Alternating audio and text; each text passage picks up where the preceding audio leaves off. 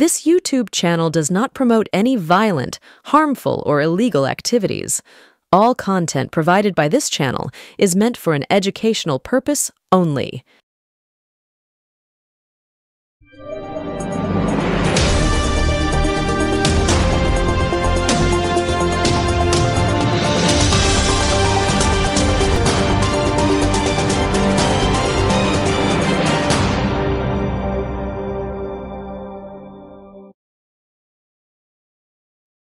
স্বাগতম, নমস্কার, আসসালামু আলাইকুম। খুব ইন্টারেস্টিং অনুষ্ঠান কিন্তু আজকের, খুব দেখুন, আমরা বারবার করে এনকে ডিজিটালে বলেছি যে শুভেন্দুকে মুখ করতে চলেছে বিজেপি, নানানভাবে নানান অশ্লীলতায় বলেছি। ঠিক যখন অনুষ্ঠানটা শুরু করছি ততক্ষণে কিন্তু রাজগঞ্জের উপনির্বাচন শুরু হয়েছে এবং এর ফলাফল কি হবে প্রবীরবাবু দুদিন আগে তো বলেই দিয়েছেন। যেহেতু এখন ভোটের সময় আমরা এই ব্যাপারে মুখ খুলছি না, তবে হ্যাঁ, যে ব্যাপারে মুখ খুলতে হচ্ছেই, সেটা ইলেকট্রনিক মিডিয়া বলুন, ইউটিউব বলুন, আমরাই প্রথম কিন্তু ঘোষণা করছি, যেটা সেটা ওপরের হেডটা দেখেই বুঝতে পারছেন যে মমতার বিরুদ্ধে শুভেন্দুই 2026। অর্থাৎ মোটামুটি দিল্লি থেকে পাকা হয়ে গেল যে শুভেন্দু অধিকারীকে 2021-এর মুখ্যমন্ত্রীর মুখ করে, খুব ভালো করে শুনুন, 2021-এ যেটা করেনি সেটা 2026-এর ভোটে 2021-এ মুখ্যমন্ত্রীর মুখ করবে বলেছিল, করেনি, কিন্তু 2026-এ মুখ্যমন্ত্রীর মুখ করে কিন্তু 2026-এর ভোটটা হতে চলেছে। একবারে পাকা পোক্তভাবে আপনাদেরকে জানাচ্ছি, এবং এই সোর্সটা কিভাবে সেটা আমি অবশ্যই বলবো না, এবং এই ঘোষণাটা মোটামুটি ভাবে বলা হয়েছে।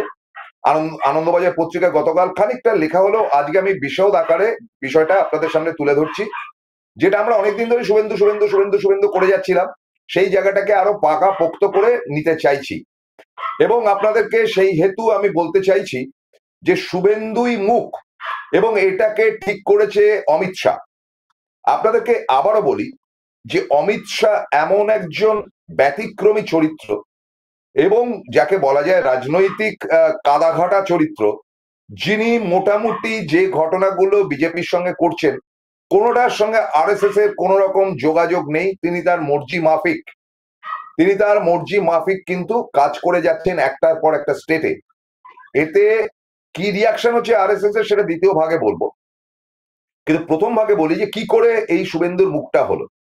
আপনারা দেখেছেন যে দিলীপ ঘোষকে অলমোস্ট দল থেকে প্রায় বের করে দেওয়া হয়েছে, কোনো জায়গায় ডাকা হচ্ছে না, কিছু করা হচ্ছে না।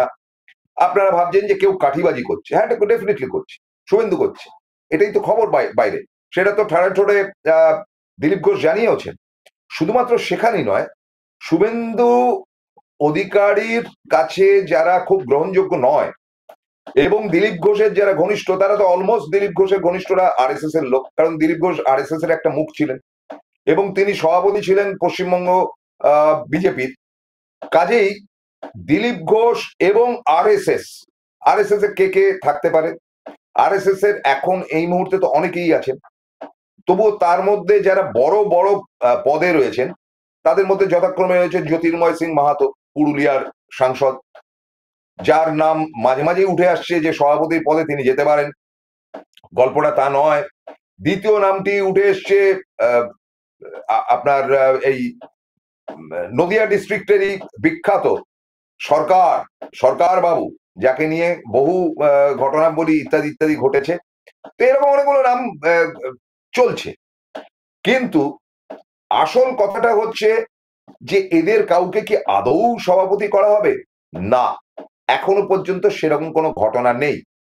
হঠাৎ করে শুভেন্দুকে কেন মুখ করছেন অমিত শাহ, এবং সেটার পেছনে মোদির কতটা ইচ্ছে শক্তি আছে, সমস্ত আজকে মুখ খুলে বলবো, এবং ঘটনা পর্যায়ক্রমে যেভাবে বলবো তাতে করে আপনাদের কাছে জলের মতন পরিষ্কার হবে বিষয়টা। প্রথম কথাটা হচ্ছে যে এই যে শুভেন্দু, যার ছবিটা এক ঝলক গিয়ে ঘুরে গেল, তিনি কি খুব কাজের কাজ করছেন, করিতকর্মা ব্যাপার করছেন, খিস্তি খেউর করে যা খুশিটা ইদানিং শুরু করছেন? আপনারা কি মনে করছেন তার স্বইচ্ছাতে করছে? একেবারে দিল্লির ইনস্ট্রাকশনে করছে, অমিত শাহর ইনস্ট্রাকশনে করছে।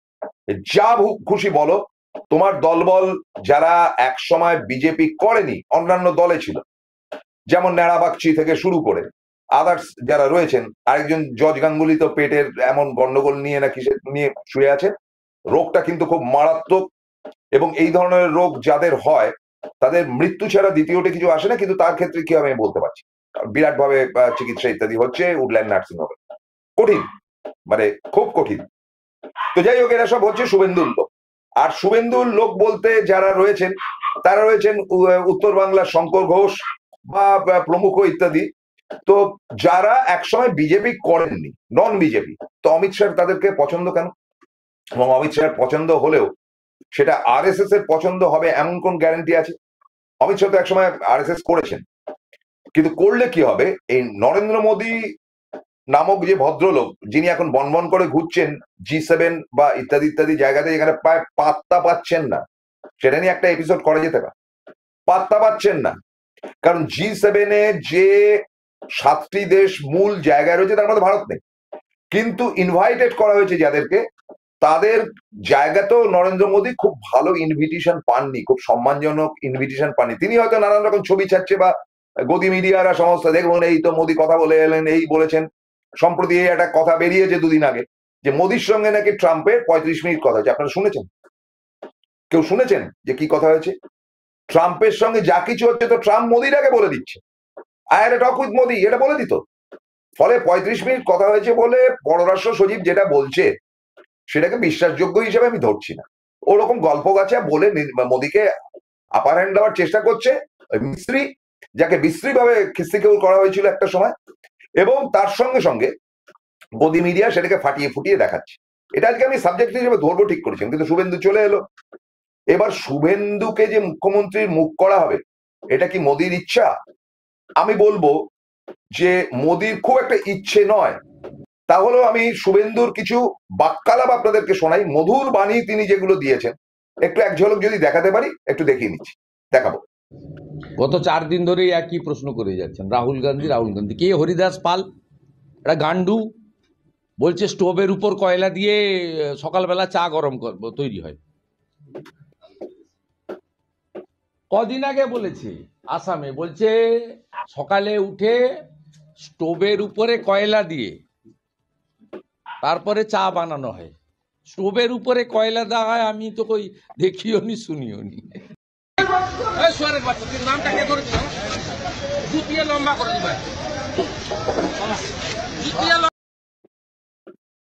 ভাষাটা শুনুন। এছাড়াও শান্তির ছেলে তো রোজই বলে যাচ্ছেন একবার করে। গত পরশুদিন তিনি আবার একটি নতুন বাক্য উল্লেখ করেছেন যেটা ভাইরাল হয়ে গেছে, সেটা বয়াকার ল, উচ্চারণ করতে পারবো না। এইটা বলেন কি করে? এটা মুখ্যমন্ত্রী হওয়ার আগে কি খুব সম্মানজনক কথা? মমতা বন্দ্যোপাধ্যায়কে কোনো সময় বলতে শুনেছেন, বা কেউ যে কেউ কাউকে? অসভ্যের মতন কথা, ব্যক্তিগত জীবন নিয়ে কেচ্ছা কেলেঙ্কারির মিথ্যাচার, এগুলো শুভেন্দু দলবল যেগুলো করছে, যার জন্য কেস হয়েছে বাগচির বিরুদ্ধে, কোর্ট কাছারি অব্দি যেতে পারে, যে অপ্রমাণিত নোংরামি চলছে, এরা এত নোংরা। এই ডার্টি ওয়ার্ডটা অবশ্য আরএসএস কমতি যায় না, কারণ তারা জওহরলাল নেহরুকে একসময় মুসলমান বলেছিল, এবং ইন্দিরা গান্ধীর সঙ্গে একজন মুসলমানের বিয়ে হয়েছে ইত্যাদি ইত্যাদি বলেছিল, সব মিথ্যা কথা। কারণ জওহরলাল নেহরু একেবারে মানে প্রবল ব্রাহ্মণ, মানে খুব উচ্চ বর্ণের ব্রাহ্মণ ছিলেন এলাহাবাদের, এবং আপনাদের বলি যে কাশ্মীরি ব্রাহ্মণ যারা, সেখান থেকে নেহেরু পদবি পেয়েছিলেন। এবং তারপরে ইন্দিরা গান্ধীর সঙ্গে যার বিয়ে হয়েছিল তিনি হচ্ছেন গিয়ে ফিরোজ গান্ধী, এবং গান্ধীটা না গান্ধী, ঘয়াকার নয় ধয় হস্যি, এটা অনেকেই জানেন না। ফিরোজ গান্ধী এটা হচ্ছে পার্সি, পারস্যের লোক। পারস্যের রীতিনীতি খানিকটা মুসলিম, খানিকটা হিন্দুদের মতন। ওদের বিয়ে তা হয় আমাদের মতন মালা গলায় দিয়ে, কপালে টিকা পড়ে, আগুনের সামনে। ওদের আগুন হচ্ছে গিয়ে দেবতা, পুজো। তো সুতরাং পুজো তাদের মধ্যে আছে। মুসলিম হলেও যে মহাভারত অশুদ্ধ হতো এমন না, দিব্যি বেশ করেছে। যদি কেউ মুসলিম বিয়ে করে থাকেন বা মুসলিমের সঙ্গে যদি তার বিয়ে হয়ে থাকে, বেশ করেছে। কার বাবার কি, এগুলো আরএসএস করে বেড়াচ্ছে, মুসলিম হিন্দু করে বেড়াচ্ছে, সেটা পরে আসছে। তো শুভেন্দু এই নোংরামিগুলো করছেন, এবং আমি দৃঢ়ভাবে বলি মুর্শিদাবাদ থেকে শুরু করে উত্তর বাংলায় গন্ডগোল পাকানো, তারপরে ধরুন আপনার এই মহেশতলা, এবং এই সেদিন যে সম্প্রতি এই দক্ষিণ কলকাতায় যে আগুন টাগুন গুলো লাগলো, মেটিয়া বুরুজ থেকে শুরু করে ওই ওই তাবতা অঞ্চলে জাহাজ ঘাট ঘাট ওই এটাকে বলে আর কি। তো সেটার পেছনে সন্দেহ করা হচ্ছে যে কোথাও আগুন লাগানো হচ্ছে, টার্গেট করা হচ্ছে মুসলিম এরিয়াগুলোতে, যাদের করে তাদেরকে তাতিয়ে দেওয়া যায়, যাতে এই মুসলিম ভোটটাকে ভাঙা যায়। কারণ হিন্দু ভোট নিয়ে তিনি এখন লড়াই করছেন, তিনি বলেছেন যে মুসলমানদের ভোট লাগবে না। তো ফলে এগুলো কতগুলো স্ট্র্যাটেজি, এবং এই স্ট্র্যাটেজি তিনি যে করছেন, তিনি একা করছেন না, সেটা দিল্লি থেকে বিস্তর তাকে সাহায্য করা হচ্ছে, এবং অমিত শাহ করছে। আবার চলে আসি, নরেন্দ্র মোদীর কি পছন্দের পাত্র শুভেন্দু অধিকারী? বিন্দু মাত্র নয়। নরেন্দ্র মোদীর পছন্দের যদি এ বাংলায় কেউ থেকে থাকেন, গতকাল আমি দেখছিলাম প্রবীর প্লাসে প্রবীরদার অনুষ্ঠান, যে ভজঘট বাংলার বিজেপি, তা ঠিক নয়, সেটা নিয়ে মানে তা ঠিক নয় না, সেটা নিয়ে আমি কিছু বলছি না, কিন্তু ডক্টর সুকান্ত মজুমদার, দেখুন আমার সঙ্গে সুকান্ত মজুমদারের ভাব নেই, আবার ঝগড়াও নেই, তিনি উচ্চ শিক্ষিত মানুষ, হেড অফ দ্য ডিপার্টমেন্ট বায়োসায়েন্সের, তিনি সেখানকার অধ্যাপক এবং ছাত্রছাত্রীর অত্যন্ত প্রিয়, আবার তিনি কড়াও বটে, তিনি ডক্টরেট, মানে দ্যাট ইজ ডক্টরেট, মানে পিএইচডি, তার মতন শিক্ষিত মানুষ, যিনি যে কোনো সময় দলের একটা অ্যাসেট হতে পারেন। হ্যাঁ, তার অভিজ্ঞতা হয়তো কম, কুণাল ঘোষের ভাষায় কি বলা যায়, ওই হাতে খড়ি চলছে ইত্যাদি ইত্যাদি, অ্যাপ্রেন্টিস সভাপতি বলে বলছে। যাই হোক না কেন, যদি একটা বাংলায় মমতা বন্দ্যোপাধ্যায়ের মুখ হিসেবে কাউকে তুলে ধরতে হয়, দ্যাট মাস্ট বি সামবডি যার শিক্ষা দীক্ষা আছে। মমতা বন্দ্যোপাধ্যায়ের আর কিছু থাকুক বা না থাকুক, তার যে গরিমা আছে, তার যে জনপ্রিয়তা আছে, তার যে এডুকেশন আছে, সেটা কাছাকাছি। হ্যাঁ, শুভেন্দু হয়তো গ্রাজুয়েশন হতে পারে, তার মুখ দিয়ে তো নর্দমার মতন জল বেরোচ্ছে, তো সেইটাকে কে আটকাবে? এখন বিজেপি চাইছে তা। এবার ব্যাপারটা দেখুন, এই Sukanta Majumdar is very close two Narendra Modi, এটা কিভাবে আগামী দিন যাবে। দ্বিতীয় ব্যাপারটা হচ্ছে what will be the function of Dilip Ghosh, পরে আসবো, দ্বিতীয় ভাগে আসবো। তবে এটা বলি যে পরিষ্কার বার্তা একটি আরএসএস এর তরফ থেকে বর্তমান রাজ্য বিজেপির কাছে গেছে, যে বেশি ওর সঙ্গে ফ্যাকড়াবাজি করতে যেও না। দিলীপ ঘোষকেও নাকি বলা হয়েছে যে মুখে কুলু পেটে রাখুন, এবং দুমদারেক্কা দলের লোকেদের বিরুদ্ধে মুখ ফুক খুলবেন না, দিলীপ ঘোষের সোনার বান্দাই না। তৃতীয় ব্যাপারটি হচ্ছে যে দিলীপ ঘোষকে মোটামুটি হারিয়ে দেওয়ার পেছনে যার প্রচন্ড হাত, সেটা ঠাড়ে ঠোড়ে দিলীপ ঘোষ তো বলেইছেন, সেটা শুভেন্দু অধিকারী। হারিয়ে তো দেওয়াই হয়েছে, বর্তমানের ওই জায়গায় দাঁড় করানো, সুইসাইডিয়াল স্কোয়াডে দাঁড় করিয়ে দেওয়ার মতো, বা ইয়ে ফায়ারিং স্কোয়াডে দাঁড় করিয়ে দেওয়ার মতো একই ব্যাপার। ওখানে বিস্তর মুসলিম, প্রায় 28-29%, সেখানে ওকে দাঁড় করিয়ে দেওয়া হচ্ছে দিলীপ ঘোষকে, যেখানে তার কোনো সংগঠন নেই, তিনি মেদিনীপুরের লোক, তাকে দাঁড় করিয়ে দেওয়া হচ্ছে বর্তমানে। সেখানে আরামসে তুড়ি মেরে জিতে বেরিয়ে চলে গেছেন, তবু দিলীপ ঘোষ বলে ফাইট করতে পেরেছেন, ভোটের রেশিওটাকে কমাতে পেরেছেন, পার্সেন্টেজ কমাতে পেরেছেন ইত্যাদি। দিলীপ ঘোষকে ভুলে যাবেন সেসব দিনের কথা? দিলীপ ঘোষকে ভুলে যাবেন যে তিনি দীঘার মন্দিরে গিয়েছিলেন বলে, মমতা বন্দ্যোপাধ্যায়ের আহ্বানে গিয়েছিলেন বলে কিভাবে তার সঙ্গে ছোটলোকামি হয়েছে, যেটা করেছে স্পেশালি শুভেন্দু তার দলবল, যে যা পেরেছে বলেছে। বেঈমান গদ্দার কে বলেছে? সৌমিত্র খান, 3বার দল পাল্টান। মানে সৌমিত্র খান তো বেসিক্যালি খুব ছোট লোক মার্কা কথাবার্তা বলতে ভালোবাসেন, খুব ছোট লোক মার্কা কথাবার্তা বলতে ভালোবাসেন, তার চরিত্রের কোনো ঠিক ঠিকানা নেই, নানাবিধ একসময় মদ খেতাম, এখন খায়। আর তোকে কে বলতে বলেছে কথা? কে বলতে বলেছে কটা মেয়ে ছেলের সঙ্গে উঠিস বসিস শুয়ে থাকিস? তো ওই রকমই ওটা, মানে একেবারে বাজে, মানে বিশ্রী টাইপের একটা লোক। তো এখন এই নন আরএসএস রা দাপাবে, এবং শুভেন্দু অধিকারীকে মুখ করে অমিত শাহ গতবারে 2021-এ যে ভুলগুলো করেছিল সেগুলো সংশোধন করবার চেষ্টা করবে। কি ভুল হয়েছিল? যে তারা দিল্লি থেকে, এই কি গুরু জিনিস, মুখ চোখগুলো দেখবে, এরা সব হচ্ছে কি শুভেন্দুর লোকজন, এরা আগামী দিনে ভোটে দাঁড়াবে, এই 2026-এর ভোটে দাঁড়াবে, একটা আরএসএস এর লোক নেই, ফালতু বেকার জিনিস এরা। তো এরা সব শুভেন্দুর নেওটা, এবং প্রত্যেকে এরা বাজে কথার জন্য বিখ্যাত। আর আছে শঙ্কর ঘোষ, উত্তর বাংলা শিলিগুড়ি, সিপিএম করা, সিপিএম মানে তাদের তো কতগুলো চোস্ত ব্যাপার স্যাপার থাকে, সংগঠনটা ভালো জানে, কিন্তু যথারীতি বিজেপিতে এসে হিন্দুত্ববাদ, আমাদের হিন্দুদের মেরে ফেলছে, এই করছে সেই করছে, ন্যাকামি নাটক। শঙ্কর ঘোষের চরিত্রের ঠিক নেই, আমি মনে করি যে মার্ক্সবাদ থেকে যে হিন্দুবাদে যেতে পারে, তার মতন ক্যারেক্টারলেস তো কিছু হতে পারে না। তো সেটাই তারা এই ধরনের হাবিজাবি আবোল তাবোল বলতার চাকের মতন কতগুলো লোককে নিয়ে শুভেন্দু অধিকারী ঘুরে বেড়াবেন, এবং তিনি অ্যাবসলিউটলি ভোটের আগেই দেখবেন তাকে মুখ্যমন্ত্রীর মুখ করা হচ্ছে। এখন বিজেপির কিন্তু অ্যাজ এরকম নিয়ম নেই মুখ্যমন্ত্রীর মুখ করে ভোটে যাওয়ার। তার কারণটা হচ্ছে বিজেপির নিয়মটাই হচ্ছে যে ভোটে যে দাঁড়াবে তাকে আরএসএস সংগঠনের মানে আই মিন মুখ্যমন্ত্রী হিসেবে যাকে সিলেক্ট করাবে তিনি আরএসএস সংগঠনের সঙ্গে যুক্ত থাকা দরকার, বা না থাকলেও তার ক্যারেক্টারিস্টিক্স বা তার দিকটা অত্যন্ত সুষ্ঠু থাকা দরকার, এটা আরএসএস এর বক্তব্য। তো তাই কি হলো, আসামে যাকে মুখ্যমন্ত্রী করা হলো তার নামে তো হুলিয়া জারি হয়ে গিয়েছিল যে কি পরিমাণ টাকা ঝেড়েছে আর 2 নম্বরই করেছে এই চিটফান্ড ফিটফান্ড থেকে। তো তাকে মুখ্যমন্ত্রী করে দিলেন অমিত শাহ। মানে চোর ছোট লোক মার্কা যত লোক রয়েছে, মানে যাদের চুরি যাদের বিস্তর, অমিত শাহ ও নরেন্দ্র মোদীর পছন্দ তাদের, কারণ তাদেরকে কন্ট্রোল করতে পারে। আর কি পাবে কোথা থেকে কি সে তো অন্য গল্প, ছেড়ে দিন।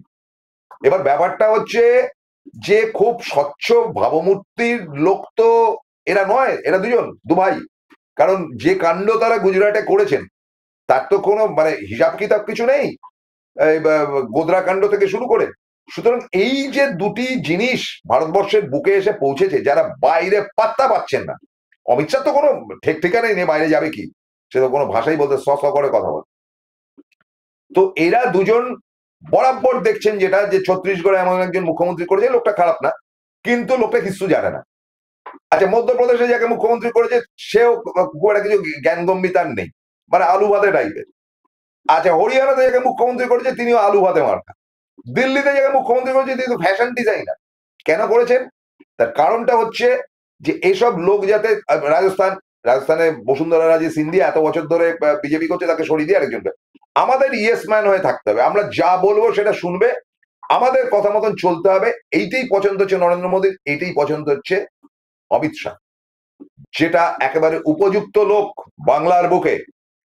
যাহা কহিব তাহাই শুনিবে, কারণ তোমার পেছনে চিটফান্ড থেকে শুরু করিয়া তোমার থলিতে টাকা ভরা ইত্যাদি ছবিগুলো যেগুলো রয়েছে, সুতরাং সেগুলো তো তোমার ক্যারেক্টারটাকে বেশ কলুষিত করেছে। তারপর দীর্ঘদিন মন্ত্রিত্ব এমন ক্রিম সমস্ত জায়গা নিয়েছো যে সেগুলো নিয়ে যদি আজকে ইডি সিবিআই কে পাঠানো হয় হাজতে ঢুকবে ভাই। তো সুতরাং you are the best man, যেমন শিন্ডে বেস্ট ম্যান, যেমন শারদ পাওয়ারের ভাইপো বেস্ট ম্যান, যেমন শুভেন্দু বেস্ট ম্যান, যেমন আসামের মুখ্যমন্ত্রী বেস্ট ম্যান। এই ধরনের কতগুলো জঞ্জালকে যদি ভারতবর্ষের বিভিন্ন জায়গায় মুখ্যমন্ত্রী করা যায়, তাহলে নরক গুলজার।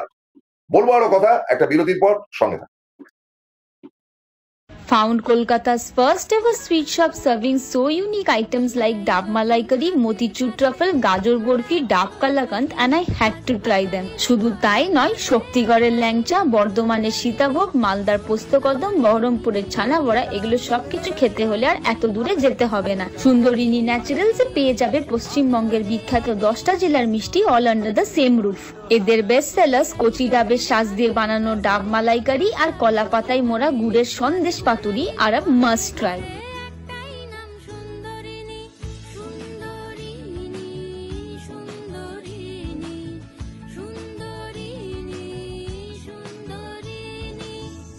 জয়গুরু রত্নভান্ডার জ্যোতিষ চেম্বার, এখানে গোল্ড মেডেলিস্ট জ্যোতিষী বসেন। হাই কোয়ালিটির আসল গ্রহরত্ন সবচেয়ে কম দামে এখানে পাওয়া যায়। স্থান বেলঘড়িয়া রানী পার্ক, বটতলা, 2 নম্বর রেলগেটের নিকটে। 9681345722 এবং 9007778922। Welcome to the world of civil business. A Bengali business personality and the most successful business group, Roy Construction Group of companies, now coming Sarib, West Bengal. Mr. Anup Roy, the managing director of the Roy Construction Group company, ready to serve his native land, the mother Bengal.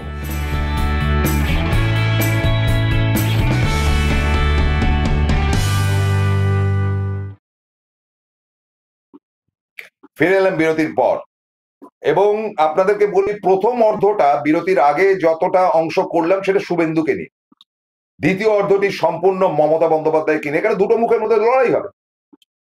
এবার চলে আসি মমতা বন্দ্যোপাধ্যায় প্রসঙ্গে। মমতা বন্দ্যোপাধ্যায় মানে এমন image তৈরি করেছেন এবং তার পলিটিক্যাল সেন্স এই মুহূর্তে মমতাদির যা, ভারতবর্ষে তার ধারে কাছে কেউ নেই। নরেন্দ্র মোদীও না, এত বড় কথাটা বলছি। মমতা বন্দ্যোপাধ্যায়ের পলিটিক্যাল ইমেজ, কারণ নরেন্দ্র মোদী তো নিজের বুদ্ধিতে চলে না, ওই লোকজন লিখে ফিখে দেয় তাই নিয়ে চলে। মমতা বন্দ্যোপাধ্যায় কাগজপত্র কিছু দরকার নেই, তার মতন করে তিনি বাংলা, হিন্দি, ইংরেজি সব বলেন। মমতা বন্দ্যোপাধ্যায়ের এই ইমেজ আর তার বুদ্ধি, অনেকেই বলেন যে মমতা বন্দ্যোপাধ্যায়ের বুদ্ধি, মমতা বন্দ্যোপাধ্যায়ের মতন ক্ষুরোদার বুদ্ধি সম্পন্না কেউ নেই এখন এই মুহূর্তে ভারতবর্ষে, কেউ নেই। ফলে মমতা বন্দ্যোপাধ্যায় এটাকে ইমেজটা তৈরি করছে। হ্যাঁ, গন্ডগোল হচ্ছে, তার দলের অনেকেই নানান রকম সংকট তৈরি করছে, অনেকেরই নাম সংস্কারের জায়গা থেকে কুসংস্কারে চলে এসছে, মানে বলতে দ্বিধা নেই যে বাস্তবতার জায়গায় দুর্নীতি পরায়ণ হয়েছে। কিন্তু এত সত্ত্বেও মানুষের কাছে চয়েস একটাই, যে যাই করুক, দিদি ইজ দিদি। তা মমতা বন্দ্যোপাধ্যায়ের সামনে কি কি সংকট রয়েছে এবং কিভাবে সেটাকে কাটাচ্ছেন। প্রথম কথাটা যে সম্প্রতি হয়ে যাওয়া আরজিকর কাণ্ড ট্যাকল করে নিয়ে বেরিয়ে চলে গেলেন, আপনারা দেখেছেন। দ্বিতীয় ব্যাপারটা হচ্ছে চাকরিজীবী, চাকরি চুরি তো হয়েছেই, এটা অস্বীকার করে লাভ নেই। তবে আমি মনে করি সারা ভারতের সর্বত্র চাকরি চুরি হয়। বিজেপির ক্ষেত্র থেকে বিজেপি চাকরি চুরি করে, সিপিএম এর আমলে সবটাই চুরি হয়েছে, সবটাই চুরি হয়েছে। মানে সিপিএম কি করতো, সিপিএম এর হাতে হয়তো 10টা চাকরি থাকতো, সে 10টা চাকরির মধ্যে 8টা তারা নিত, 2টো ওই সোমেন মিত্রদের দিয়ে দিত, 2টো তোমার লোককে ঢোকা, সব ওই মানে সিগারেটের প্যাকেটের মধ্যে লিখে চাকরি হয়ে যেত। তো এই কাণ্ড তৃণমূলও হয়েছে, কিন্তু ডিফারেন্স হচ্ছে এটা যে কেউ কেউ টাকা খেয়েছে, সেটা নিন্দনীয়। ফলে এই চাপটা 26,000-এর চাকরি গেছে, চাকরি তারা ফেরত পাবে। কিভাবে পাবে আজকে বলবো না, পাবে। তবে একটা ফ্যাক্টর, শুভেন্দুর এক চামচা এটাকে ঘেটে দেওয়ার চেষ্টা করছে, তার নাম হচ্ছে কি সুমন কি পদবীটা বিশ্বাস। তিনি নদিয়ার কোন একটি স্কুলে, নাকাশিপাড়া একটি স্কুলের বায়োলজির টিচার। এ একদম ফাঁকা লোক, কোর্ট কাছারি করা লোক, এই উকিল না, হচ্ছে কি জজ গাঙ্গুলির প্রাণের লোক এবং শুভেন্দুর প্রাণের লোক। এবং একে মোটামুটি ফিল্ডে নামিয়ে এই ব্যাপারটাকে, শিক্ষকদের আন্দোলনটাকে ঘেটে দেওয়ার চেষ্টা করছেন, এবং সেটা পেছনে শুভেন্দু 100%। কারণ এ কথায় কথায়, আমি তো চিনি, আমি তো সাংবাদিক, আমি তো এই মালাদের সঙ্গে উঠেছি বসেছি, সে তো প্রকাশ্যে বলছিল আমার সঙ্গে দিন গাড়িতে আস্তে আস্তে ফোনে কথা বলছে শুভেন্দুর প্রশংসা করতে করতে, ও বুঝতে পারিনি যে আমি কি জিনিস সামনে বসে আছি।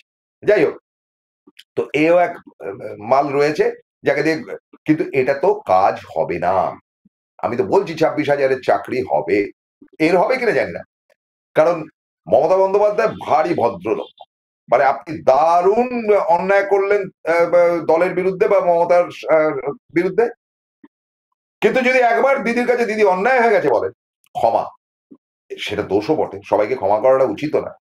তো ব্যাপার হলো, ডাক্তাররা লাফালাফি করছিল না, খুব বার বেড়েছিল, এখান থেকে টাকা তুলছে, ওখান থেকে টাকা তুলছে, কোথায় কোথায় ট্রান্সফারটা হয়েছে বুঝুন।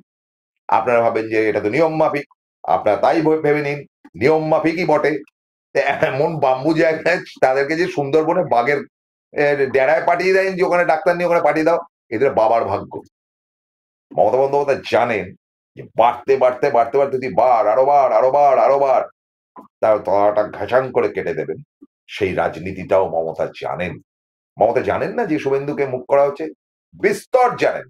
এবং আপনাদেরকে বলি, এই একটি কারণে মমতা বন্দ্যোপাধ্যায় প্রিপারেশন নিচ্ছেন, এবং প্রত্যেকটা জায়গাতে তিনি বলছেন যে দলের দিকে দেখো। মমতা বন্দ্যোপাধ্যায় প্রথম যেটা উচিত সেটা হচ্ছে শুভেন্দুর দলবল বা পার্ট অফ আরএসএস তো বটেই, তারা তো বাংলাকে দখল করার চেষ্টা করবেই।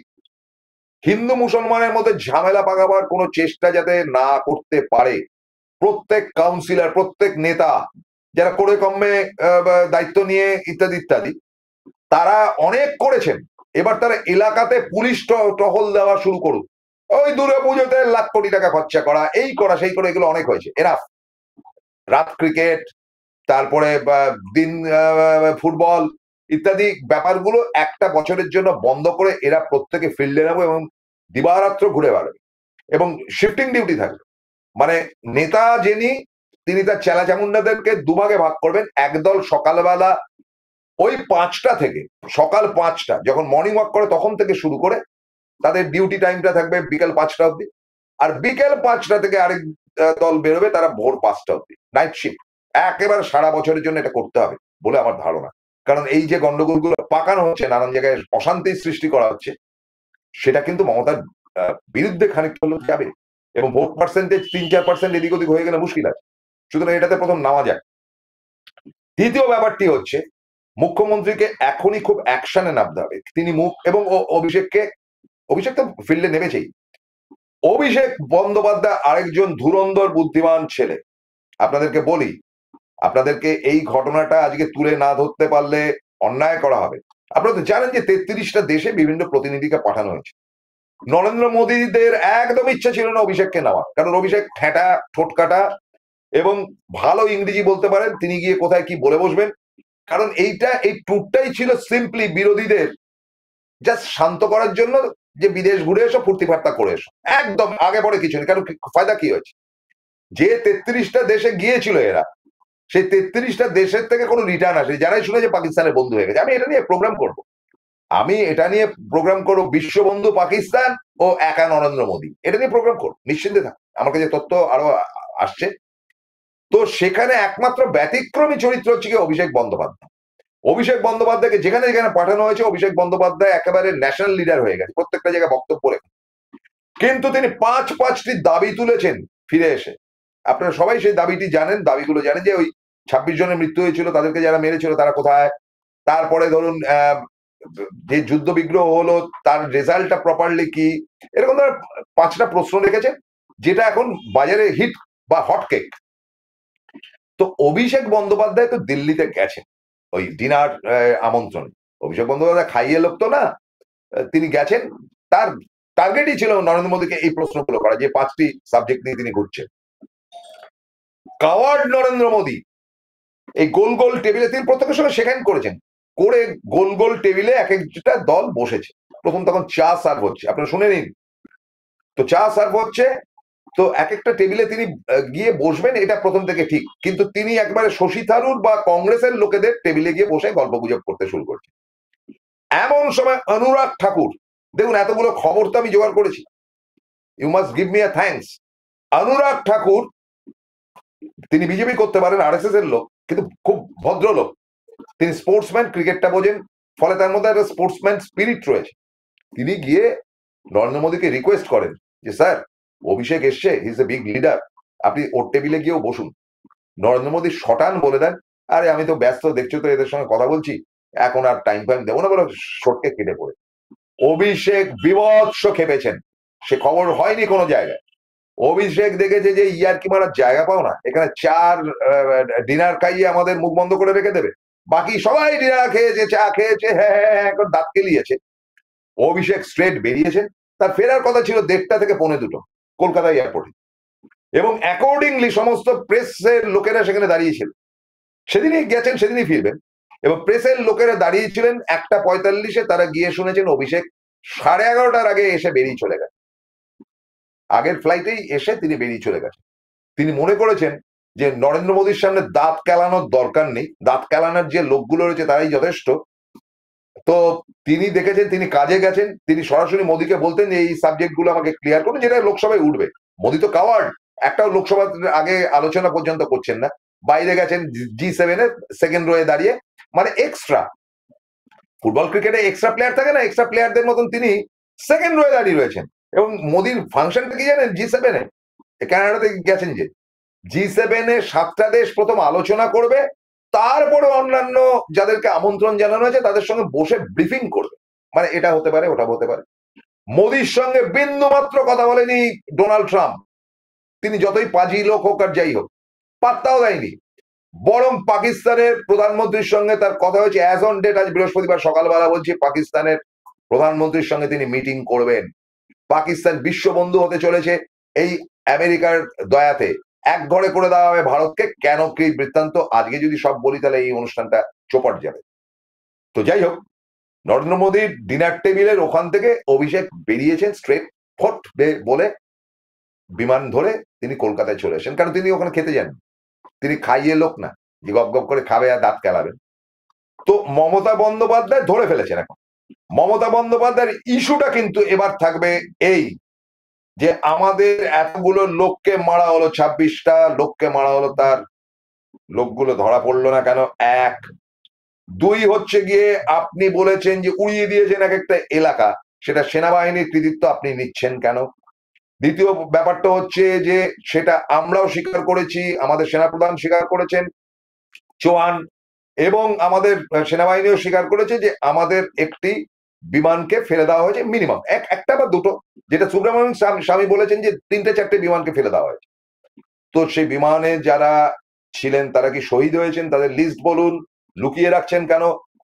4, এটা তো 3টে, তো এই ইস্যু গেল। 4 নম্বর ইস্যু, যে বাংলাতে অস্তিত্ব রক্ষার জায়গা থেকে হিন্দুরা রয়েছেন তাদের মন্দির, সেই হিন্দু মন্দির দীঘাকে কেন এক ঘরে করা হচ্ছে, দুদিন বাদে রথ? সুতরাং এরা কেউ হিন্দুত্ব চায় না, এরা ঝঞ্ঝাট পাকাতে চায়।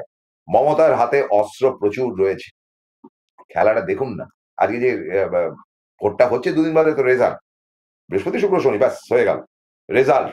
সারা ভারতের রেজাল্টটা দেখবেন, সারা ভারতে নরেন্দ্র মোদীর পজিশন খুব খারাপ, কিন্তু রেজাল্ট কোন দিকে যাবে জানি না। অনেকগুলো বিধানসভার উপনির্বাচন, এখানে তো গিও সরকার। ফলে Suvendu never been A face against Mamata Banerjee. Mamata Banerjee একটা জিনিয়াস, তিনি জয়ললিতা নন, তিনি ঝাড়খণ্ডের মুখ্যমন্ত্রী নন, তিনি অরবিন্দ কেজরিওয়াল নন, তিনি উড়িষ্যার মুখ্যমন্ত্রী, প্রাক্তন মুখ্যমন্ত্রী বিজু পট্টনায়কের ছেলে নবীন পট্টনায়ক নন, তিনি মমতা ব্যানার্জি এক পিস জন্মেছে স্বাধীনতা উত্তর যুগে, এক পিস। তিনি কি করতে পারেন আর না পারেন নরেন্দ্র মোদীকে 2021-এ বুঝিয়ে দিয়ে এসছেন, 2026-এ বোঝাবেন। তার হাতে অস্ত্র অনেক, এরকম হাবলা গোবলা লোককে তার বিরুদ্ধে মুখ্যমন্ত্রীর মুখ করে ফায়দা কিছু নেই, সেটা প্রবীর বাবু আগামী দিন বলবেন। আজকের মতো বিদায় নিচ্ছি, ভালো থাকবেন, নমস্কার, আদাব।